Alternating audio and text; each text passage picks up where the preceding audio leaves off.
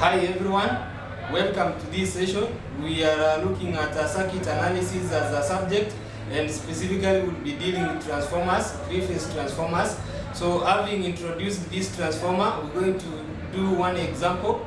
The example reads, a 500 kVA three-phase 50 Hz transformer has a voltage ratio, line voltage of 3311 kV, and is delta star connected.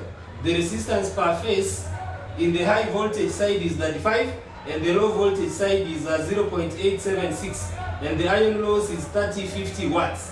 Calculate the value of efficiency at full load and one half of the full load respectively. Under these subtopics, that is at unit power factor and at 0.8 power factor. One thing you need to understand about transformer is you need to draw the equivalent circuit. If maybe we draw an equivalent circuit, basically it means that you can have your transformer, the primary on this side, the primary on that side,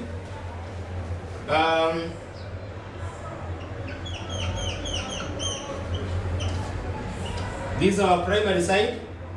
We can also have the secondary side like this.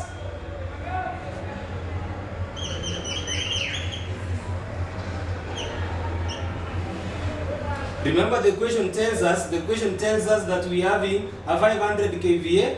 The resistance on the higher voltage side, remember the primary side, it is 33 kV. The secondary side is 11 kV. That is the information we have been given.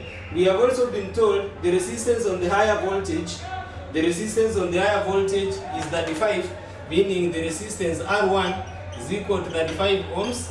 We have also been told the resistance on the lower voltage, this is the lower voltage, resistance R2 is equal to 0.876 ohms. That is the resistance on the secondary, this is the resistance on the primary. Remember, we have been given the voltage, and remember, it is very important for you to recall that we will be dealing with per phase voltages and per phase currents. So the best thing we will do first is to come up with the connection of this particular transformer. Remember, we have been told it is delta star, meaning if it is delta star is drawn like this.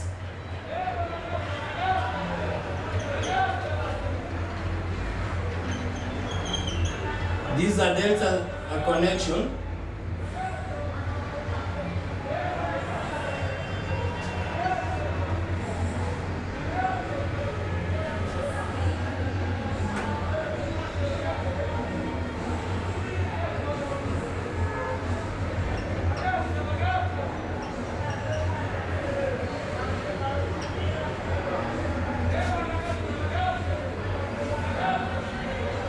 So this connection is called delta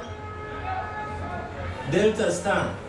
Remember, whenever you are told a transformer is delta star connected, it means the primary is delta connected, the secondary is star connected. So that is why we have connected the primary in delta and the secondary is connected in star. Another very important aspect you need to recall is that in delta, the line voltage is equal to the phase voltage, but the phase current is equal to the line current divided by √3. Those are some of the things that you need to recall. In star we know the line current is equal to the phase current, but the phase voltage is equal to the line voltage divided by 3. These are some of the concepts that you must be having before you are able to solve this particular question. So I think the next step would be we need to get the phase voltages. What we have written here is the line voltage. These are line voltage. And whenever you are drawing an equivalent circuit, the voltage that you need to put here are the phase voltages and not line voltages. So we have said in delta, the line voltage is equal to the phase voltage. In delta, line voltage is equal to the phase voltage, meaning the phase voltage in this particular case is equal to that. But in star, we need to get the phase voltage at this particular point. We have said for a phase voltage in star will be equal to VL divided by root 3. Meaning, and remember we are talking about the phase voltage at the secondary, which is VP2, will be given by the line voltage is 11 divided by root 3. And remember it was 11 kV, which is 11,000. So this voltage here, the voltage here, VP2, is supposed to be 11 kV, and you can have it as 11,000 divided by root 3. So this is the primary voltage, VP1, and this is the secondary voltage, VP2. After you have done that, you need to get now the transformation ratio. The transformation ratio K. The transformation ratio K is either given by the number of turns or the voltage, or you can use current, whichever one that you are able to see. So because we have been given the primary voltage and the secondary voltage, we can take the ratio of the two to be able to get the transformation ratio. So the transformer ratio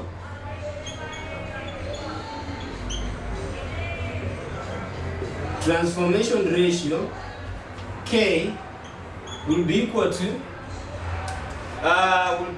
the secondary voltage divided by the primary voltage, which will be equal to VP2 divided by VP1.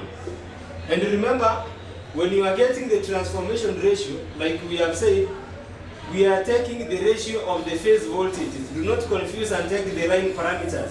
We are strictly using the phase parameters. That is why we have converted this one into phase voltage, and this one also is in phase voltage. So once you do this, remember our phase voltage, VP2 is 11,000 divided by root 3 divided by the secondary is the primary is 33,000. So therefore our K will be equal to, remember these 0 and these zeros will cancel. You will remain with 11 divided by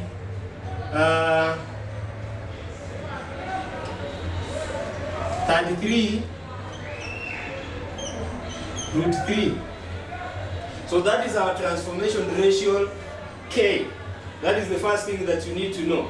And then secondly, as we move on, whenever you are solving questions of this type, it is good to transfer impedances or these parameters from one circuit to the other circuit so that you remain with one. Remember here we are having the primary circuit, we are having the secondary circuit. So for calculation purposes, you need to push either the secondary parameters into the primary parameters so that you only have one circuit, or you can decide to move the primary parameters into the secondary parameters so that you only have one circuit. Then that one is called simplified equivalent circuit of a transformer. So what we are going to do, we are going to use this particular concept. We're going to use this particular concept. If you push parameters from the primary to the secondary, we shall have something like this.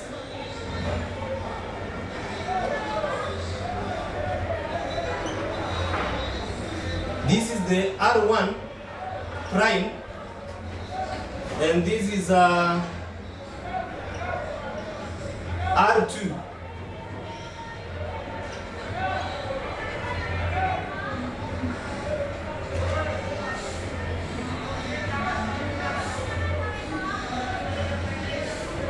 Remember what I've said is we are pushing now this resistance to this particular circuit.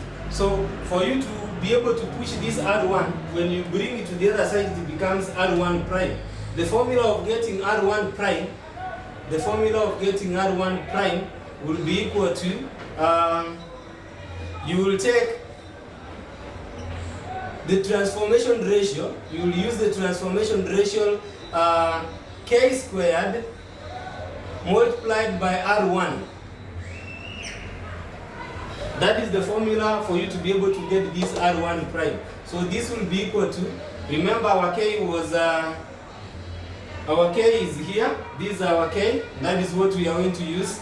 It is 11 divided by 33 root 3 squared multiplied by the resistance R1.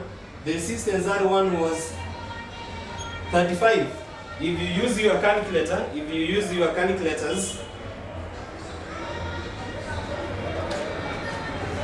if you use your calculator, you should be able to get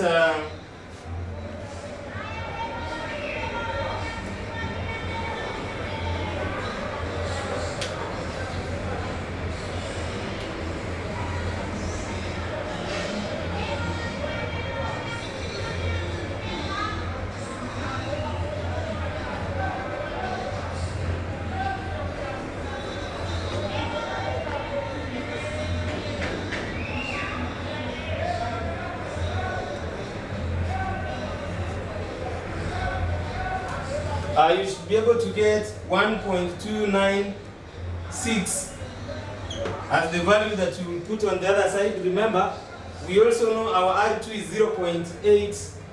This is 0.876.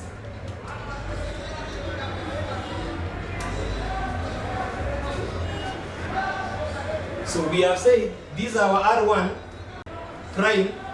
This will be equal to 1.296 ohms. So basically by doing this, we have been able now to simplify this particular circuit. We have pushed this particular resistor to this other circuit so that we can now reduce the circuit for purposes of having a simplified circuit to enable us to have an easy calculation. So we have pushed R1, we are having it here. We have our R2. We have our R2. And remember, what we are asking is to get, can get the value of efficiency. So what we shall do, we'll have to get the total resistance in the circuit. Total resistance will be equal to R1 prime plus R2. This will be equal to, our R1 is 1.296 plus 0.876. So if you add the two, you will be able to get 2.172 ohms. So that is the total circuit resistance. That is the total circuit resistance. The second thing we will get is the secondary current. We will take the secondary current. We will take the secondary current.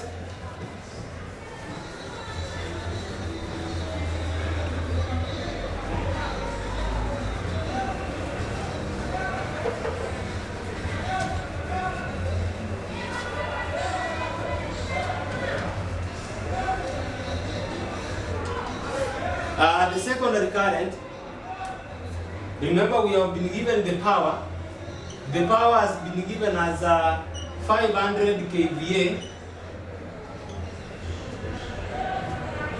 That is, and we know the voltage. The voltage on the other side is given as V2 is given as 11,000 volts. We know power. Power is given by root 3 VL IL.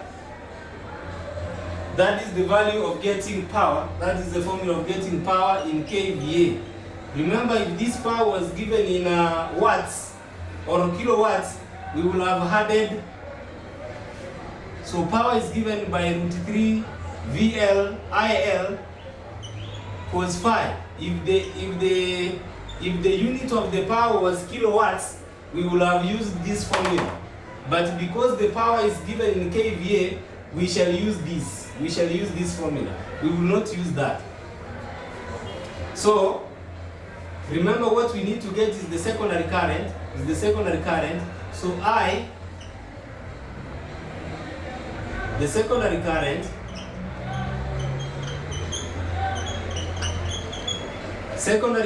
I2 will be equal to P divided by root 3 VL. Remember, we are making IL the subject of the formula. This is what you get. So it means our I2 will be equal to, our power is 500, because of kilo you multiply by 1000 divided by root 3 multiplied by 11,000. Remember, in this case we are not using the phase because the formula clearly illustrates this is the line. Remember, in our question we have been told we are having 33 to 11 kV. These are line parameters, meaning these are the line voltages. So if you divide this, that, our I2 will be equal to, if you take 500 divided by 11 divided by root 3, you'll be able to get 26.243. You'll be able to get 26.243 amperes. That is the current flowing in the secondary circuit. I think now, having gotten that, we'll have to move forward and get the losses. Remember, whenever current flows in these windings, and we have known the current flowing in the circuit, in the simplified circuit, is this one. So the current flowing in this particular circuit, which is I2, is given as 26.243 amperes. That is the current that is flowing in that particular circuit. So we need to get the losses that are associated with the current that is flowing in that particular circuit. We know the losses or the power loss. Power loss is given by the current squared multiplied by the resistance. So if you need to get the total resistance, total copper loss will be equal to, we will be having I squared R1 prime plus I, this is I2 squared R2. Remember what we are saying, whenever current flows across this resistor, there will be power loss. The power loss is given by this formula, I2 times the R1. Then the power associated with this one will be this current multiplied by this. So that is why we are saying we'll be having 26.243 squared multiplied by the first resistor, which is 1.296, plus, we are now looking at this one, this is 26.243 squared times, what is our R2? Our R2 is 0.876.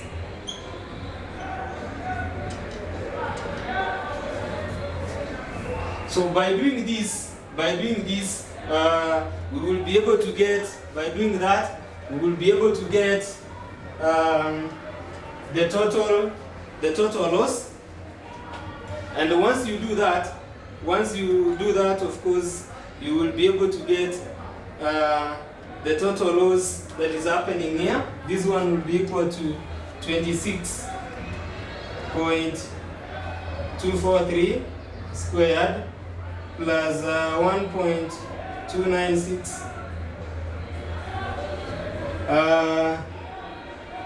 You add the other one directly, which is 26.243 squared plus 0.876.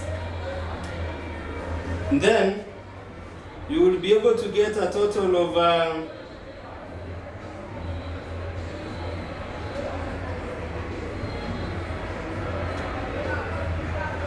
you'll be able to get a total of 113 1379.56 watts. That is the total loss. That is the total copper loss for that particular part. After you are done with the total loss, we now want to look at the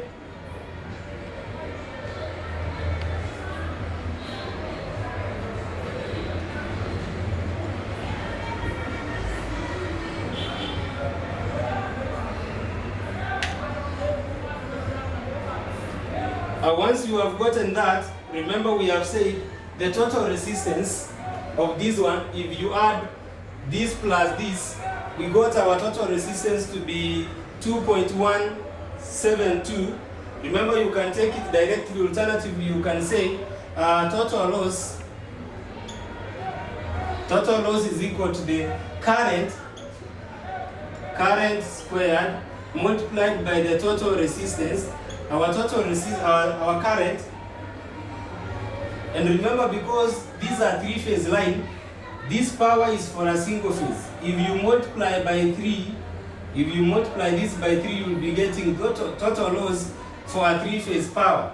So it means you will take 3 times the current squared, which is 26.243 squared multiplied by the total resistance. Our total resistance was 2.172.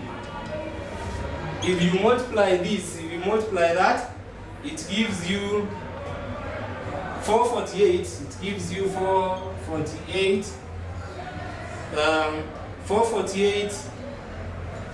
7.6 watts. So that is the total power loss for the 3 lines. That is the total power loss for the 3 lines. Once you have gotten the total power loss for the 3 lines, you now going to get the total loss in that particular machine. The total loss in that particular machine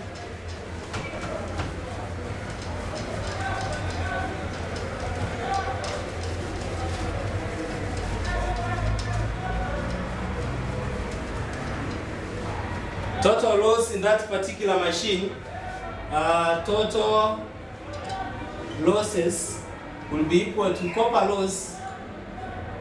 losses plus iron losses. The copper loss is we have gotten the copper loss is 4487.6 plus the iron loss. The iron loss was given as 3050. 3050. So this one should give you if you sum up these, you'll get 6, you'll get 7, you'll get 13, 5, 45, you'll get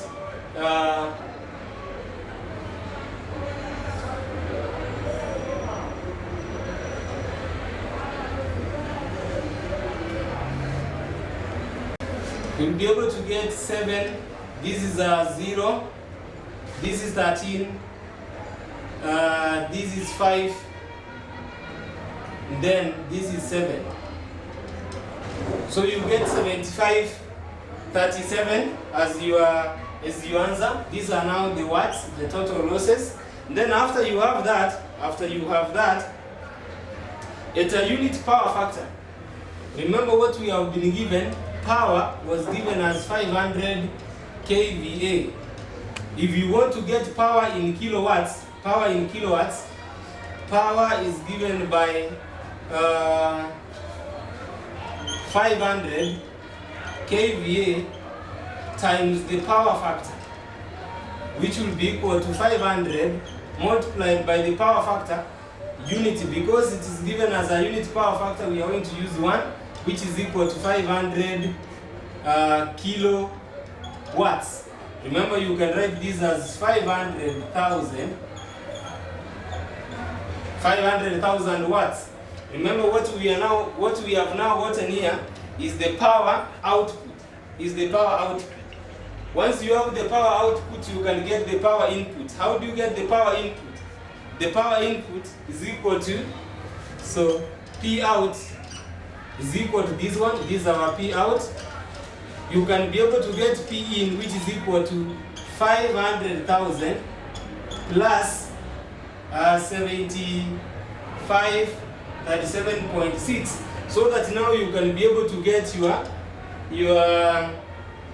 once you add that, you will get 507 540. Once you add that, you will get the power input as this one. So if you want to get efficiency is equal to P out all over P in multiplied by 100. This one will be equal to, that one will be equal to 500,000 divided by 507 540 times 100. So this one should give you, therefore efficiency will be equal to, if you divide that, you will get 98.5. You'll be able to get 98.5% as the efficiency of the transformer. So that is how you'll be able to get the efficiency. We will stop there.